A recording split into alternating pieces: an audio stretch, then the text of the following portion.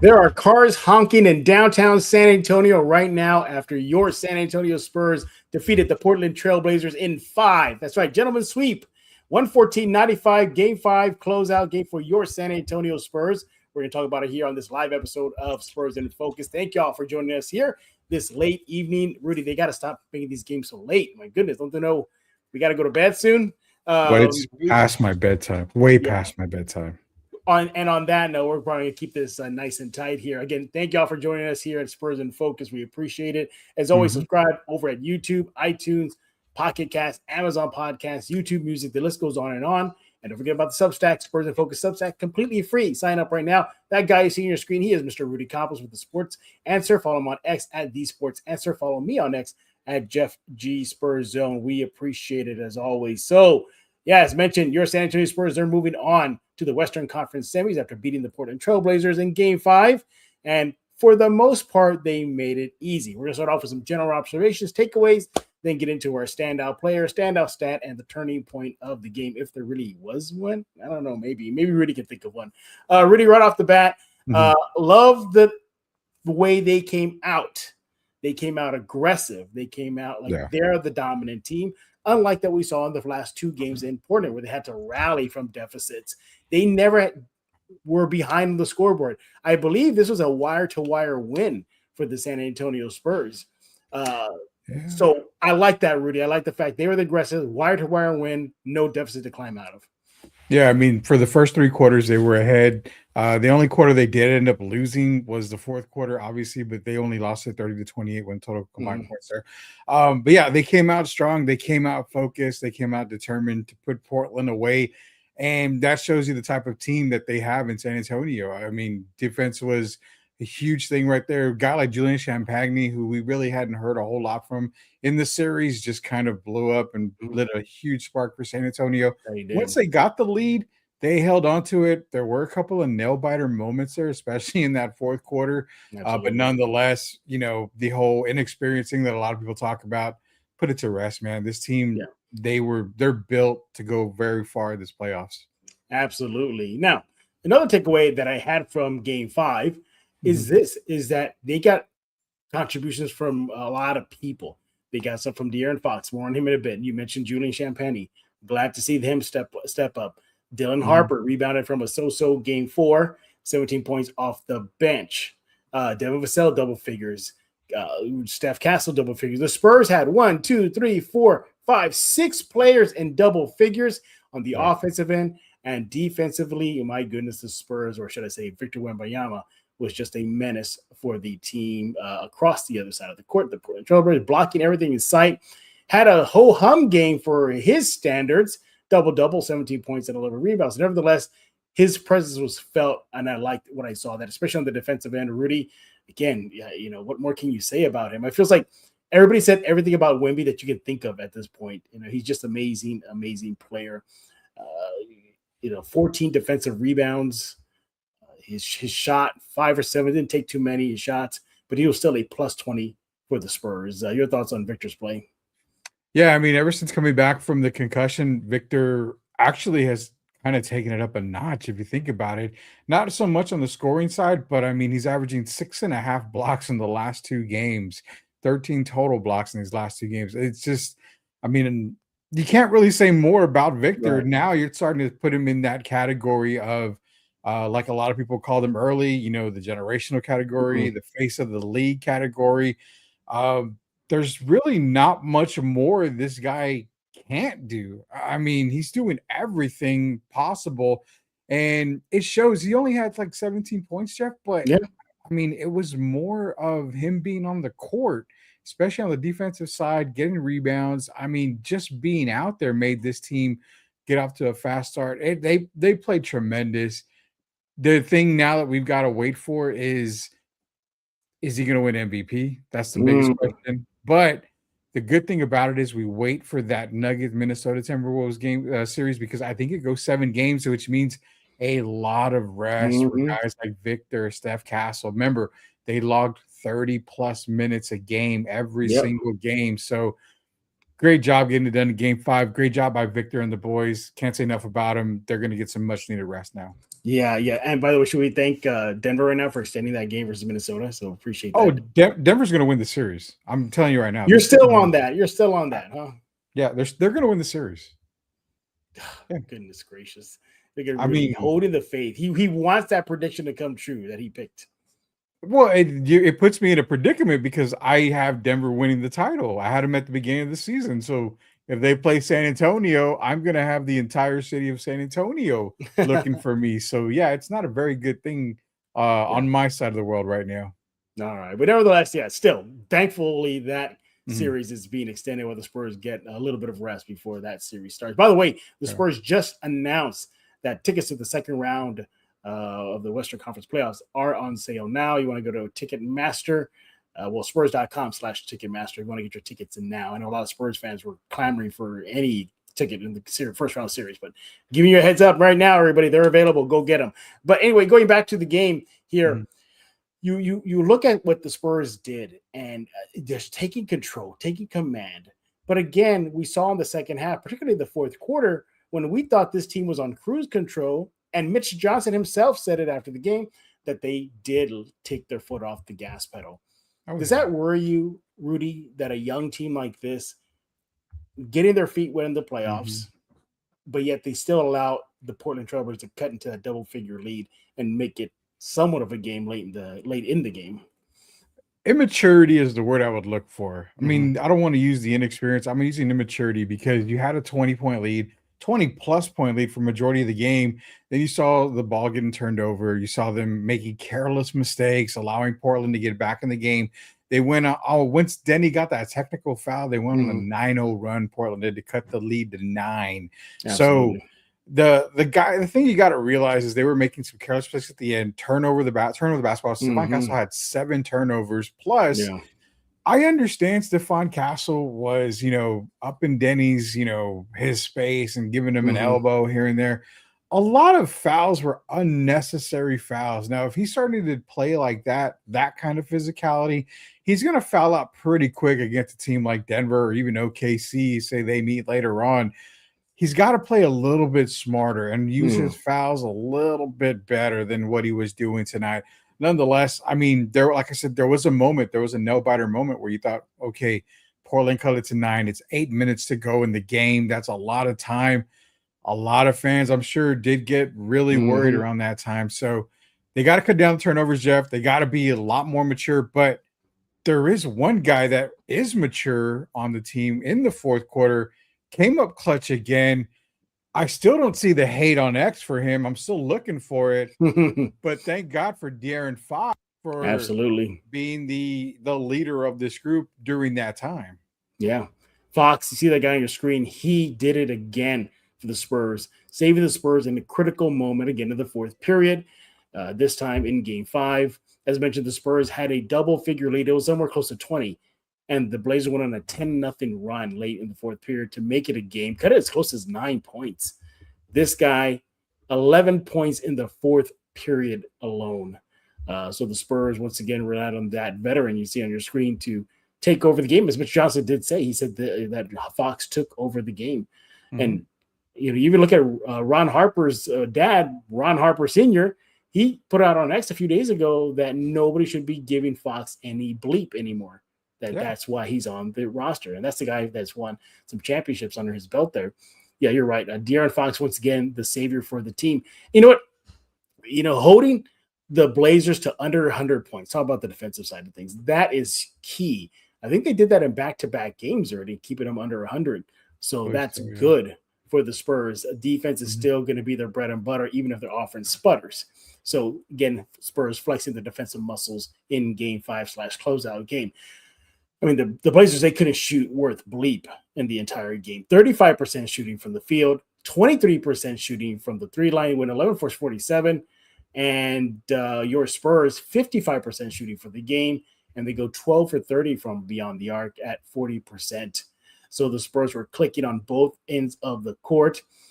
You pick some. I mean, if you're looking for anything to nitpick, yeah, we already talked about it that fourth period where the Spurs let the Blazers crawl back in, but careless passes. The Blazers had 8 steals in the game.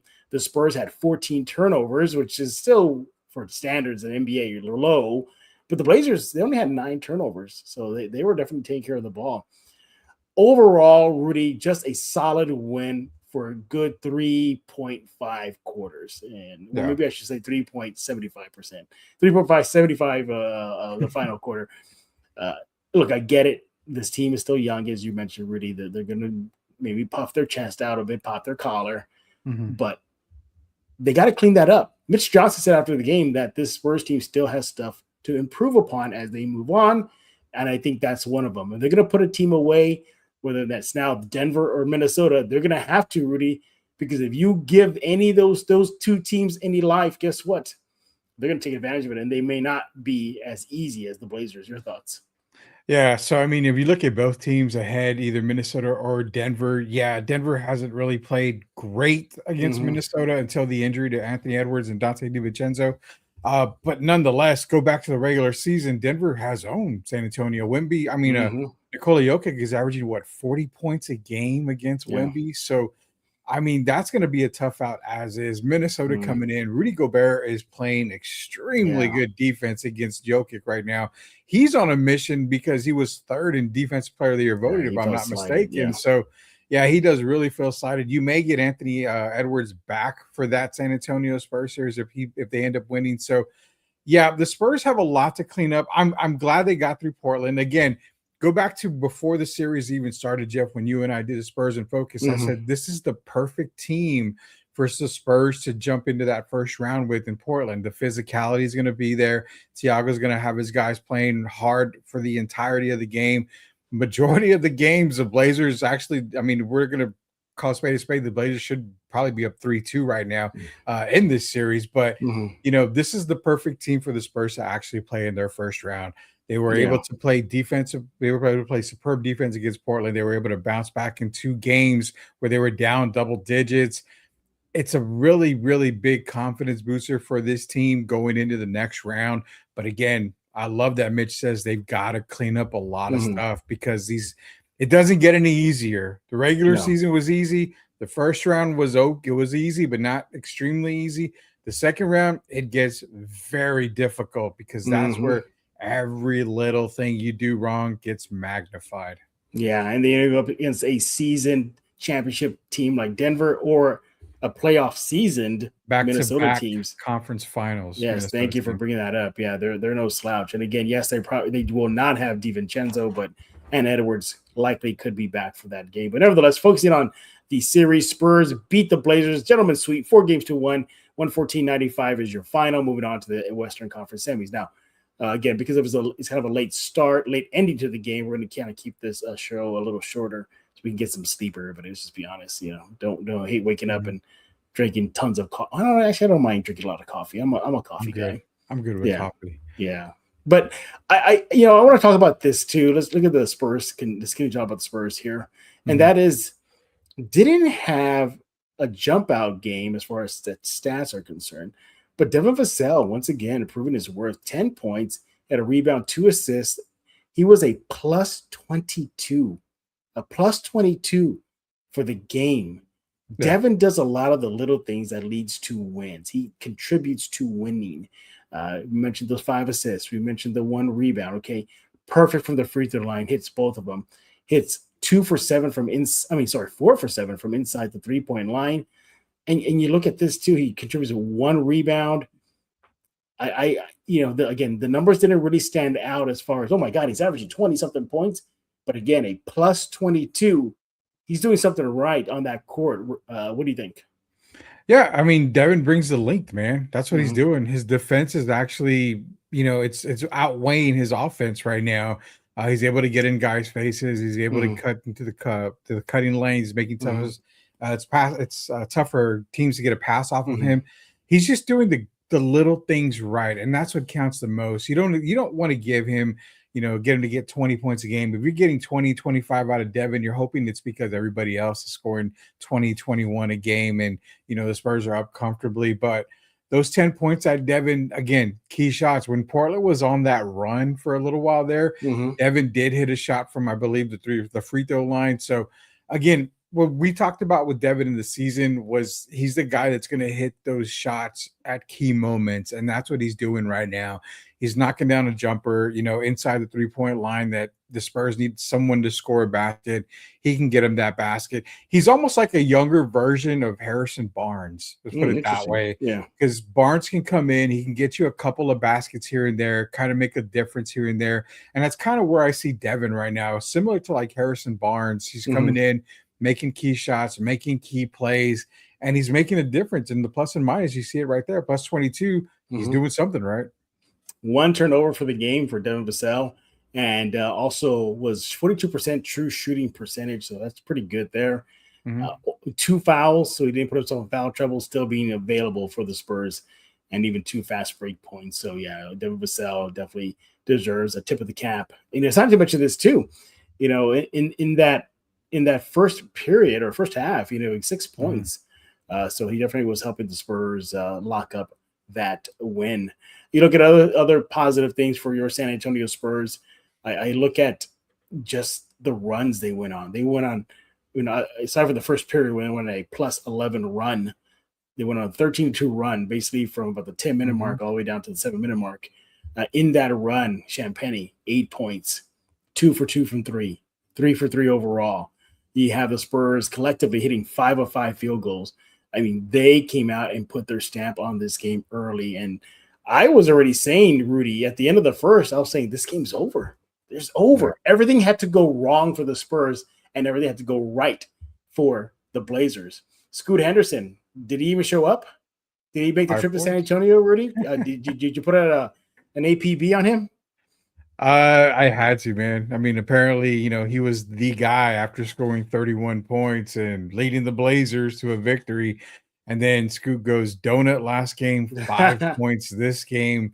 Went back to the old Scoot Henderson that was drafted by Portland. But yeah, man, I mean, Scoot just was a no-show. But that's where Scoot failed. City Sissoko. Let's give a shout out to City, former Spurs. Good to go, City Sissoko, because he did good tonight.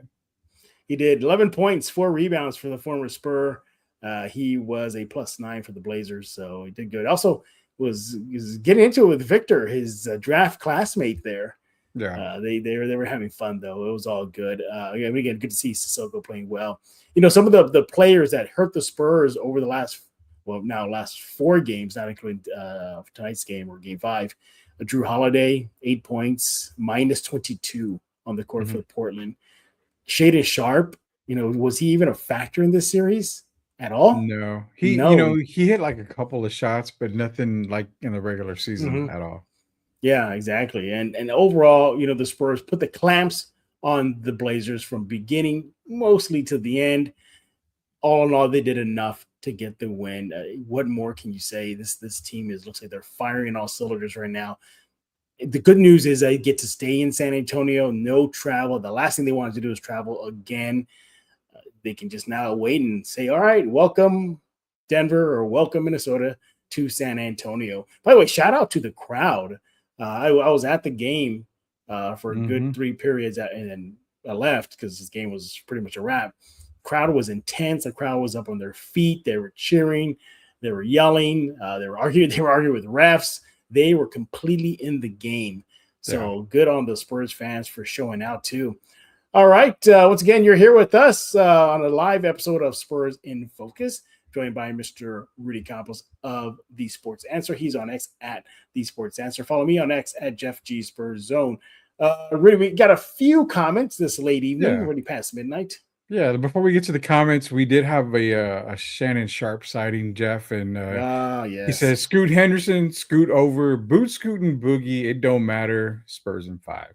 Look at that. There you go, man. There you go. Spurs in 5. Good graphic you got there, man. Good graphic. Oh, yeah, it's up for everybody to see, so we're all going to worry about that. Yeah. Hey, where did Rudy go? Yeah, come back here, Rudy. You got to fix it. I don't remember. I got you. There we go. All right, so we got some comments. We got a few comments, right? Darth is in here now. Darth is a longtime fan of our show, so he says they need to trade Wemby. The kid's no good. We need an all-star like Ronnie James. Pat Riley? Is he listening to Pat Riley? Yeah, he is. Seth is in here. Says series is done. Told y'all Scoot was gonna die out. Says You Rudy definitely taught me did. well. I guess I'm teaching the young ones out there about it. Scoot Ham was not missing. He found a torta at Fiesta, and love distracts you. Yeah, so he caught the Fiesta flame there, I guess is what Hey, they're saying, does the man. Torta deserve the MVP for the series then, I guess, or what? I'm assuming so. Fiesta deserves the MVP. Portland There you seemed to go. be partying at Fiesta more than anything here. All right, let's get into some key moments from our turning point of the game, from our standout player and standout stat. Rudy, you want me to surprise you again? Yeah, shoot.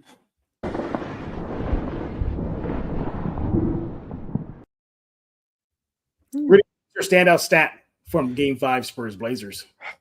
Standout stat. I'm gonna go with the blocks, 8-2. Ooh, good pick. Good pick. Victor had 6 of those blocks, but uh if I'm not mistaken, Dylan Harper, I think, had a block as well in there. But either Did you way, see that one that Devin Vassell got yeah, on yeah. Clingan? I was like, nasty. Yeah. That was a nasty one. That's the reason why I picked 8-2 was because if we go back, the one game that Portland won, they ended up out blocking the Spurs in that game. They had more blocks than them. Since then, San Antonio's been controlling the blocks, and I think that's what it was. It shows the defensive prowess by San Antonio. 8-2 for the Spurs on the block. The other thing was the 40% shooting from beyond the arc. You love to see it, especially around playoff time. Why? Because you're going to need a game or two as you keep going into each round where you're going to have to knock down the 3 ball. So shooting 40% was a big one for me, but our biggest one had to be the blocks, 8-2. Yeah, good. And again, the Spurs just put the clamps on the Blazers defensively. For me, Rudy, I'm going to go with, let's see what I got here. What can I pick here from? I'm going to go with this one. I'm going to go with what the Spurs did to close out the game. Now, again, the game was seemingly in hand until the Blazers went on a big run, 10-0 run to cut that Spurs double-figure lead down to single digits. It looked like, oh, great, here we go. Overtime or something. But the Spurs, from about the 5-minute mark to the end of the game, they put away the Blazers. They go on a 17-7 run. That's my standout stat right there. The score was 97-88. Yeah, I got that close, everybody. But the Spurs ultimately win 114-95. In that run, it was, again, De'Aaron Fox, 9 points in that run. Danny Advia, he was a non-factor in that run. 2 out of 5 from the field goal, where the Blazers missed all 7 field goals. So you got the offense humming, you got De'Aaron Fox humming, and the Spurs are putting the clamps on them defensively. They go 0 for 5, the Blazers, from the three-point line. So that's my standout stat. I love how the Spurs closed out the Blazers with a good run to put away the team and send them to Cancun. So there you go. Have fun, Blazers. Have fun in Cancun. Galveston, yeah. All right, Rudy, we got the next one.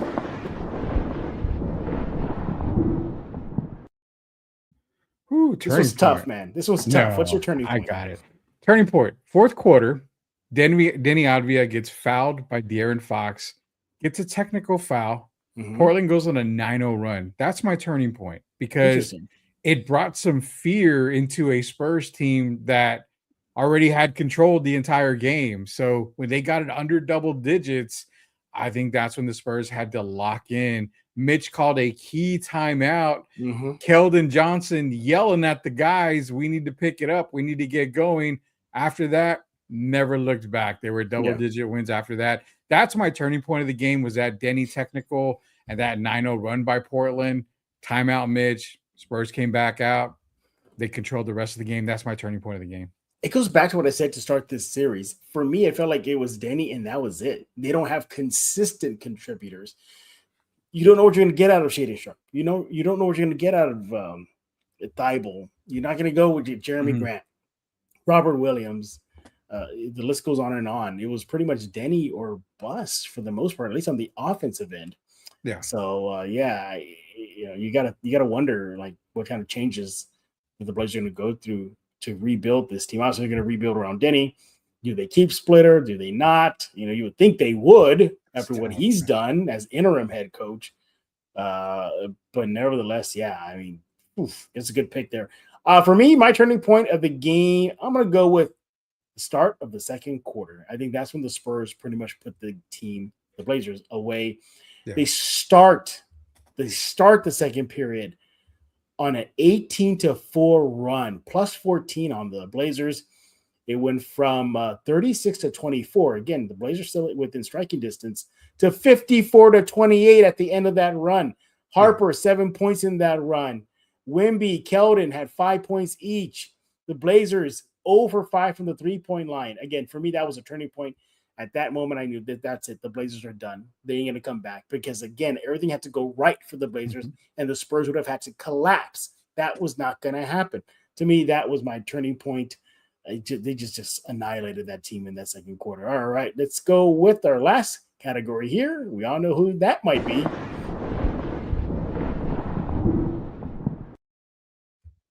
Take it away, Mr. Campos. All right. Well, because I'm the president of the De'Aaron Fox fan club, I'm Yeah, gonna I go know. again.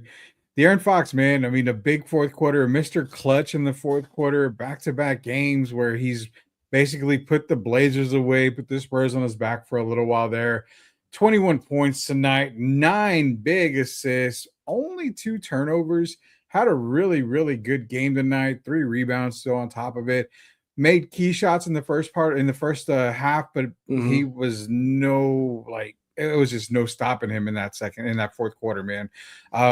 Shows the maturity, shows that he's the leader of this team, and again shows why he makes $60 million a year, and I don't even come close to that. I make probably $60 a year. So congratulations, De'Aaron Fox. You are my player of the game. And Jeff, I left the easy one for you too. I'm pretty sure. Yeah. It's Kelly Olynyk coming in again in trash time. I'm just kidding, everybody. It was not Kelly Olynyk. I'm going to go with Victor Wembanyama again. The defensive presence that he made himself just felt in that second half, blocking everything in sight. I think he blocked satellites in orbit around the Earth right now. I mean, that's how crazy he went. Again, pedestrian numbers by his standard: 17 points, 14 rebounds. But those are huge 14 rebounds. He made all his free throw shots, 6 for 6 from the charity stripe. He goes 80% shooting from inside the 3 line. He made a 3-point shot. But what I like about this is 1 turnover. That was it. 6 blocks for the game, as mentioned. And yeah, he was a plus 20 for your San Antonio Spurs in that game. All in all, just a great game from Victor. And as he said in the previous game 4, they don't care about stats. That he said their superpower is that they play for one another. And they don't care if it's Wemby with the 40-point monster game or, Devin with a 20-point game. And I think that doesn't get talked about enough on this team, this team, is that it doesn't have to be Victor every freaking night. It doesn't. And I love that. I love that about this team. It could be 7 shots. Thank you. It can even be Keldon Johnson, 6th man of the year. He can be the leading scorer off that. Dylan Harper, a rookie, as we saw during this series. That can happen. It's pick your poison with this Spurs team. Denver, Minnesota, yeah, they're going to be tough outs, but the Spurs are going to be that tough out for them as well. So it is not one-sided. And I think that doesn't get highlighted enough, that it does not have to be Victor every night. It could be anybody on this roster, in not just offensively, but defensively as well. What else you got as far as the comments are concerned there, Rudy? We got JC, the teammate. He says, checkout is at 10, or do they fly out tonight? Already checked out, being Portland. He says that'll save like 20,000 for the GM. And then Darth's back in here. And he makes a good point. I like what he said about the scary idea he's where he's John Morant. He is on the trading block. Does he go to Portland? You got to remember the possibilities of Drew Holiday. They may be looking to move off for him. So getting a John Morant, getting a little bit more younger, Portland could become a team that could be very scary in the West. But, I mean, the one thing I do want to throw in there is Dylan Harper, man. I mean, outside of De'Aaron Fox, he had 17 tonight. Again, a guy that is a rookie but plays like a seasoned vet on any other team. Dylan Harper is more than likely top 3, maybe top 2 rookie of the year candidates. So Spurs definitely blessed with him coming off the bench right now, but it's probably not going to last very long here. You may have to see a 3-headed monster of Fox, Castle, and Harper in that starting lineup, even though somebody says it doesn't work. Trust me, it works. Yeah, it definitely works. Yeah, that guy on your screen right there, number 2. Yeah. By the way, what a way to cleanse the number 2 jersey from Kawhi Leonard. to now Wow, getting you work right brought now. him up. Seriously, Jeff? You brought him Hey, up. well, hey, he's shaking out the bad vibes off that number 2 jersey there. By the way, did you see that Jaren Jackson was in the house? I was gonna say Jaren Jackson was number 2. I think Yeah. that is better than Kawhi Leonard, wearing the jersey. Yeah, exactly. By the way, also to shout out Keldon Johnson, he got his Sixth Man of the Year award Yeah. pregame, and also by his side was Manu Ginobili. So Manu Ginobili did a good thing when everybody was cheering for him because he made his way to the court to present or at least be there with Keldon. He stepped away in a hurry. He just like pointed to Keldon like, no, this is your moment. He walked away, Yeah. and he let Keldon like soak it all in. So that was a good thing to see as well. But yeah, Spurs. Hey, they made us look right. Thank you, Spurs. We all called 5 games, Rudy, you and me, Yeah. and came to fruition. Yeah, 5 games. I mean, I think it's gonna be a little bit tougher after this, obviously, but definitely 5 games, like Shannon Yeah. Sharp said, Scoot Henderson, scoot over, boot, scoot, and boogie, doesn't matter. Doesn't matter, Spurs in 5. Spurs in 5, and that is it. Your Spurs are moving on to the Western Conference semis after beating the Portland Trailblazers in Game 5, 114-95. Yeah, for the most part, it wasn't a contest for the most part. But again, good thing the Spurs took care of business. But we definitely appreciated y'all staying up very late with us because, again, these late starts, man. I can't stand them. I can't stand them. They just, Well, you get a break now. Yeah, we get a break. Yeah. Yes, thankfully. Hey, everybody. Again, we're going to get kind of a short side because it is late. But nevertheless, hey, we thank y'all for coming here with us. Those few people in the comment section. Rudy, thank you for staying up late as well. And by the way, tell everybody what's going on at The Answer. Yeah, so Sports Answer, Friday is going to be a very good show. It's myself, Derek Gervin, the Friday drive for the Sports Answer. Going to be talking Spurs, going to be talking the rest of the NBA playoffs, and our Spurs Cheeseman segment, Jeff. Derek brought it up. I'm going to give everybody a teaser. Derek brought it up. We're going to talk. Derek asked me a question. Is David Robinson better than Tim Duncan? Whoa. Okay. Well, let's hear the argument. That's the valid topic. At least hear the argument. I damn near crapped my pants on air that day when he asked me, because I'm like, you're really throwing me second guessing in there. And lo and behold, there's a video of David during an interview saying that he could beat Tim Duncan one-on-one, that they did play the rookie year. So I'm going to let Derek take the handle on that, and I'm going to stand behind the curtain. Yeah, stay out of it, Rudy. Stay out of it. Follow him on X at The Sports Answer. Do that right now. Rudy, thank you again for being my co-host on this live episode / pre-recorded episode of Spurs in Focus. We appreciate it. And everybody else, we thank y'all for making Spurs in Focus your first and only spot for all things San Antonio Spurs. You don't want to go to any other show. You want to come here first. This is your first listen, your first watch every single day you can, and we appreciate it. Again, YouTube, iTunes, Spotify, Amazon Podcasts, Pocket Casts, the list goes on and on. Spurs in Focus Substack is completely free. Yes, 100% free. So go sign up right now, hit subscribe, and you are part of the crew. We'll be back tomorrow as we look back in detail about the series and then look forward to what possibly can be a Spurs Denver or Spurs Minnesota matchup in the West semis. I believe we have James Pledger with San Antonio Sports Star. He is on deck to discuss that. If y'all know Pledge, he get riled up. So tune in for that one tomorrow. We got several guests to close out this week at Spurs in Focus. Y'all going to love it. So with that, thank y'all for staying up late. So for Mr. Rudy Campos, my name is Jeff Garcia, and now you're in focus with Spurs in Focus.